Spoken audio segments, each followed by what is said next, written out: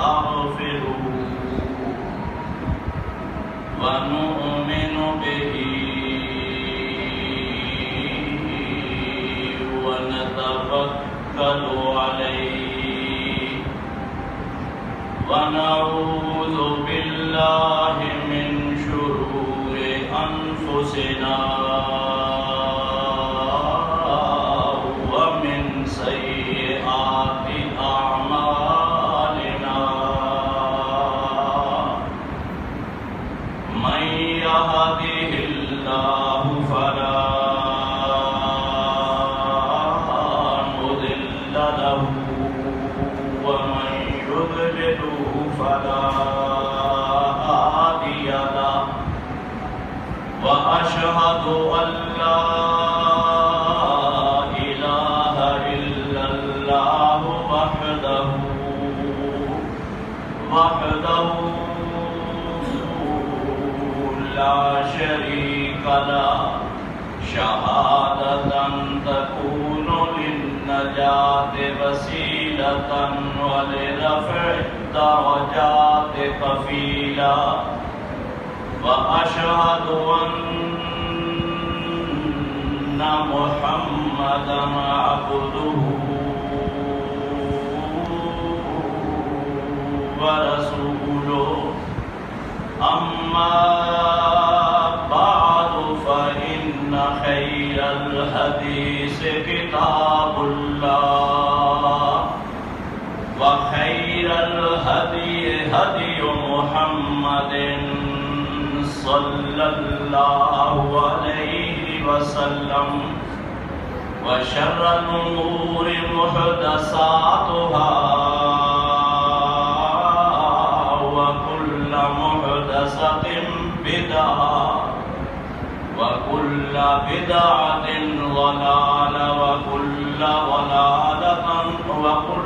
ضلالة في النار أما بعد فأعوذ بالله السميع العليم من الشيطان الرجيم الذين ينفقون أموالهم بالليل والنهار سرا وعلانية فلهم أجرهم عند ربهم ولا خوف عليهم ولا هم يحزنون. جو لوگ اپنا مال خرچ کرتے ہیں رات کو اور دن کو پوشیدہ اور اعلانیہ اللہ کی راہ میں، ان کے لیے اجر ہے ان کے رب کے پاس، اور نہیں ہوگا ان پر کوئی ڈر قیامت کے دن، اور نہ کسی قسم کا وہ غم کھائیں گے. سب سے پہلے ہر قسم کی حمد و ثنا اللہ مالک الاملاک، اللہ عز و جل، اللہ وحدہ لا شریک لہ کی ذات والا صفات کے لیے درود و سلام انسانیت کے رہبر و امام، منشأ الہی کے ترجمان، شرافت کے بین الاقوامی نشان محمد الرسول اللہ صلی اللہ علیہ وآلہ وسلم کی ذات گرامی پر حمد و ثنا اور درود و سلام کے بعد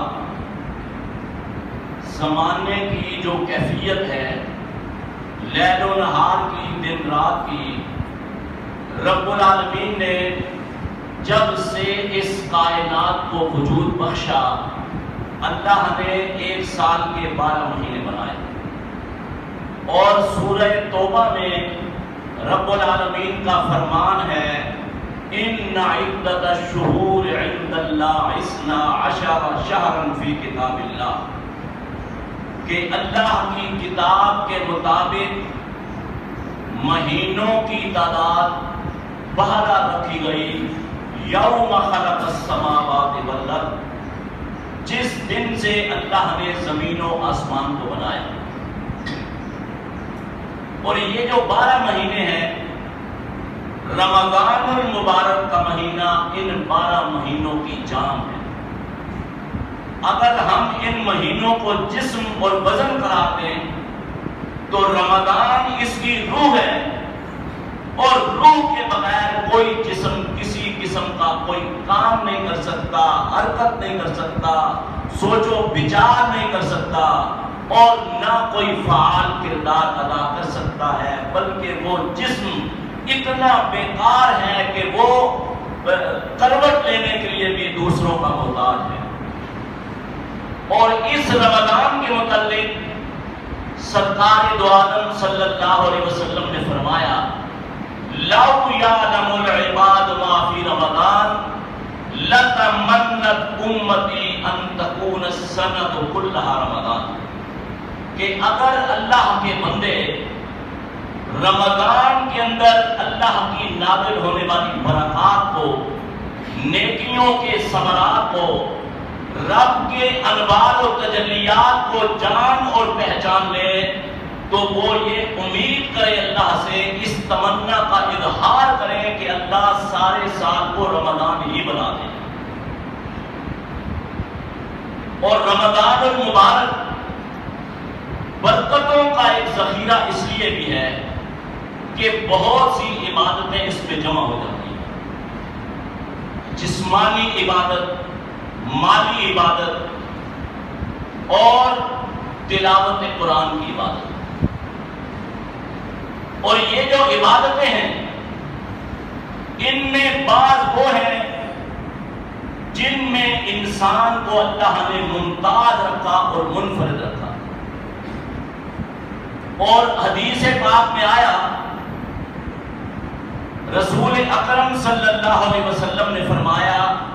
حدیث قدسی ہے، یعنی رب کا فرمان ہے کہ الصوم لی وانا اجزی بہ، کہ روزہ ایک مومن میرے لیے یعنی اللہ کے لیے رکھتا ہے، اور اللہ ہی اس روزے کا حقیقی اجر و ثواب اسے قیامت کے دن دے گا۔ اب اس پر محدثین نے بڑی بحث کی ہے کہ ہر نیکی کا اجر مقرر ہے۔ ایک آدمی نے نیکی کی، نیکی کا فرشتہ آپ کے کندھے پہ موجود ہے، دائیں جانب آپ کے ساتھ ہے، سوال کرتا ہے کیا لکھوں، حکم ہوتا ہے کہ اتنی نیکیاں لکھوں۔ نماز آپ نے پڑھی باجماعت،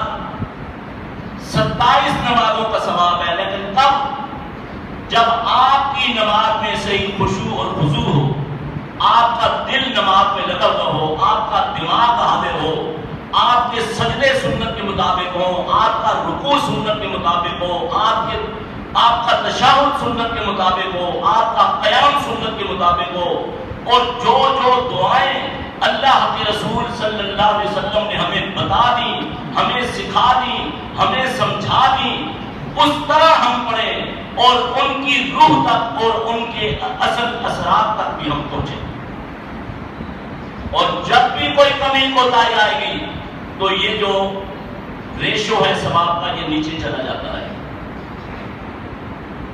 تو رمضان المبارک میں ایک عبادت ہے روزے کی، یعنی ایک مقررہ مدت میں آپ نے نہ کچھ کھانا ہے اور نہ پینا ہے، حالانکہ تمام اشیاء آپ کے سامنے حاضر ہیں، اور رب العالمین نے یہ جو معدے میں خوراک نہ پہنچنے کی عبادت ہے، اس میں انسان کو الگ ترک رکھا ہے۔ فرشتوں کا معدہ نہیں ہے، فرشتوں کی خوراک کیا ہے؟ تسبیح اور تمجید اور تکبیر اور اللہ کی تحلیل۔ لیکن انسان کو اللہ نے روزے کی عبادت سے ممتاز کیا۔ تو محدثین یہ کہتے ہیں، یہ نقطہ نظر رکھتے ہیں، یہ ایک نقطہ نظر ہے، جب کوئی چیز واضح نہ ہو تو وہ نقطہ نظر ہوتا ہے۔ محدثین یہ کہتے ہیں کہ چونکہ فرشتے معدہ نہیں رکھتے، خوراک نہیں کھاتے، لہذا بھوک اور پیاس کی جو مشقت اور تکلیف اور پریشانی ہے وہ اس کی حقیقت سے ناآشنا ہے، اس لیے رب العالمین نے فرشتوں